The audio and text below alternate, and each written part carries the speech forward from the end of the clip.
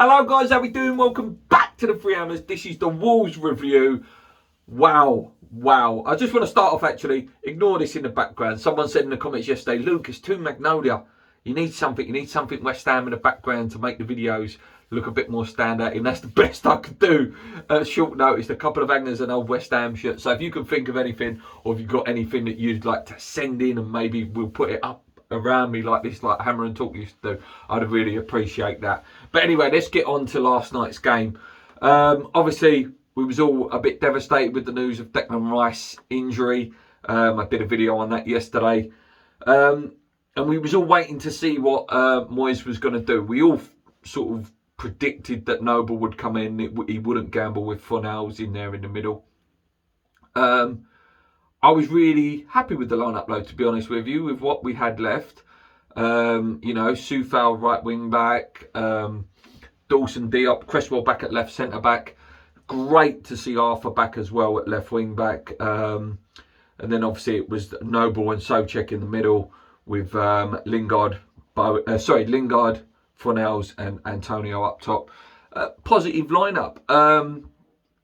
They started with Traore up front, and there's some decent little players in there. But we started fantastically well. Straight out the blocks, powerful. Antonio was just unplayable for that half an hour that he did play.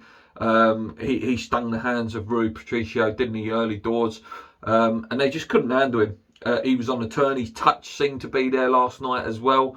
He had the skill, he had the pass last night, and he was fantastic for that half an hour that he was on. And obviously played a big part in the goal. We was defending, obviously, you've all seen it, and then Soufal's brought it out, and Lingard's just gone on this run that was just like Ravel Morrison-esque. Unbelievable goal. It reminded me of Michael Owen a little bit, the way he sort of cut across and then finished it that way as well. What a goal, you're sitting there thinking he's going to get tackled in a minute, he's going to get tackled, he just kept going on, and Antonio obviously created that diversion run, and he was there, and he put, what a goal, honestly, one of the best goals I've seen from West Ham in a long time, and it seems to be becoming a common theme this season. We've seen some cracking goals, like Lingard's one against Arsenal, Lanzini's goal, Lingard's goal last night. There's been some absolute crackers this season, there really has, and he's probably well on to get nominated for Player of the Month again if he carries on April as he has been. And who knows, he may have a shout to get in Team of the Season if he carries on this form, Lingard, because he has been sensational since he's came in. The second half season, if you were doing a second half of the season, Team of the Season, he's in there without a doubt. Then the second goal came, didn't it? Lingard, again, I'm going to quote everyone who's seen it, he turned into Dimi Berbatov. That skill was absolutely disgusting. Twisted the guy inside out, and then the ball ran, and luckily Masuaku carried on his run from left wing back, fell to him straight away, straight into Fornals' feet, and Fornals just turned his body, shaped his body lovely, and put it in, and it was a lovely goal. And I'm so happy that Masuaku and Fornals, but both coming back from injury, were part of that goal, and just calmed us down a bit at that point. Like I say, obviously Antonio did go off, which was unfortunate, because like I say, I did think he was playing magnificently last night. On come Jarrod Bowen, but straight away an impact within 3 minutes. He was played through again by Lingard. Had a part in all 3 goals, Jesse, last night.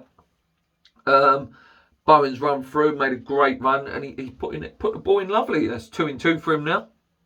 Obviously scored against Arsenal as well. So good to see him back in the goals. Good to see him, his confidence will hopefully grow now, and he can, I think he was on 7 goals, I think they said. How great would it be if him, Lingard and Soucek can all finish on 10? It's very rare that we get players that even get to 10. So there's a good chance that we may have 3 players, maybe 4, I can't remember how many Antonio's on, that could get 10 goals, which would show that we've had goals all over the pitch this season. Obviously, then their goal came. It was always going to come from him. Traore just went on this beast mode run. Tore that side, the right hand side, to pieces. Just in this moment, whipped a lovely ball, and he always does put a good ball in when he can get the chance. And then Dendoncker, a guy that was linked with West Ham a few years ago, puts it in. He scored against us before as well, hasn't he? And at 3-1, you're starting to get a bit jittery. You're starting to think, oh, here we go. We're going to do another Arsenal. But yeah, we went in at half-time, 3-1. You could see on Lingard's face, if you re-watch the game back, as Lingard went off at half-time, you could see he was really, really wound up at the fact that we conceded. But yeah, the second half, it was nervy, it was hard. And they did score, reasonably early in the half. And it was a lovely goal, to be fair. A bit poor defending from Cresswell, but it was a lovely ball played over. And this guy, I cannot remember his name. I do apologise. I think it was Silva. His name is.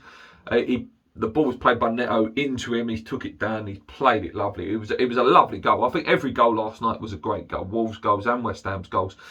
At 3-2, you're really, really nervous. Then really, really nervous. I was getting a bit like, oh, I don't know. And then obviously one of the rare chances we had in the game, we did put the ball in the back of the net again, but obviously Souček did handle it on the way through. But I thought, oh, come on, 4-2, we would have done it. We probably would have been able to relax a bit then. Fabianski pulled off a couple of good saves as well.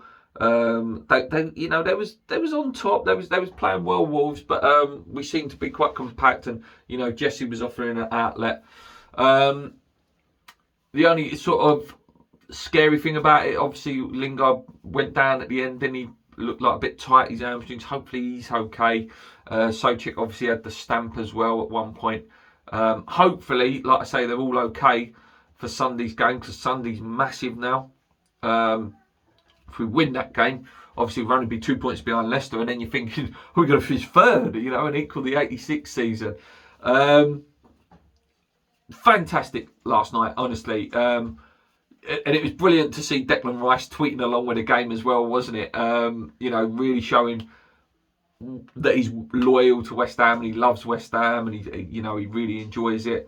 I agree, Jesse Lingard, man of the match, but there was some fantastic all over the pitch. Soufal was fantastic. Souček, without his mate Rice, had to put in a shift last night. Mark Noble was brilliant. There were some stats about how he hardly gave the ball away last night and made some important interceptions. He made the naughty tackles when he had to make them. Antonio, for the half hour he was fantastic. Fornells was good the first half. I think he faded the second half. I think he couldn't keep the ball as well. Dawson was a bit lacklustre with his passing last night. I think he turned into Ginger Collins a little bit, where Ginger used to just hoof it. And that sort of invited the pressure on all the time. Who else we got? Cresswell obviously was slightly at fault for their goal. Masuaku was fantastic. Obviously did tire towards the end. Who else? Bowen was brilliant as well. Ben Johnson come on, did what he had to do. Yeah, absolutely buzzing. We can believe we're in. If you would have said to me at the beginning of the season, Luke, guess what? You're going to be in the top 4 race, and you're actually going to be sitting in 4th with 8 games to go, with a real, genuine chance of getting there, you would have bet your hand off. I keep saying these words of whatever happens now, it's been a successful season. It has. Whatever happens, it has. But I don't want that defeatist negative attitude, because it is there for us to go and do this now. Let's not rest on our laurels.